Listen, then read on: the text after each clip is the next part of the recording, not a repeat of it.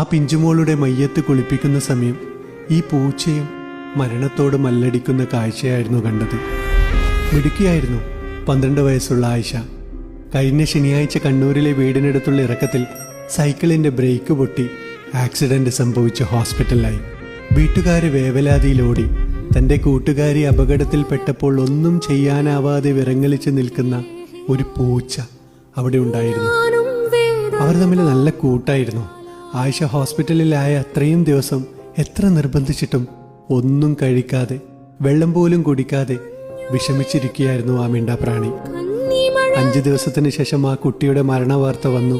ആ മയ്യത്ത് കുളിപ്പിക്കുന്ന അതേ വേളയിൽ വീടിനടുത്തുള്ള ഒരു പാലത്തിന്റെ താഴെ ഈ പൂച്ചയെ നാട്ടുകാർ കാണുന്നത് മരണത്തോട് മല്ലടിക്കുന്നതായിട്ടാണ്.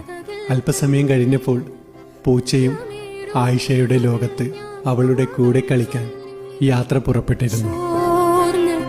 തോളിൽ കൈയിട്ട് നടന്ന കൂട്ടുകാർ പോലും ചതിക്കുന്ന, തെറ്റിയാൽ പഴയ കഥകൾ നാടുനീളെ പാടി നടക്കുന്ന ഈ കാലത്ത് ഈ മിണ്ടാപ്രാണിയുടെ സൗഹൃദം ഒരു കണ്ണു തുറപ്പിക്കലാണ്. മനുഷ്യനേക്കാൾ ഭേദമാണ് മൃഗങ്ങൾ എന്ന് ഓർമ്മപ്പെടുത്തലാണ്.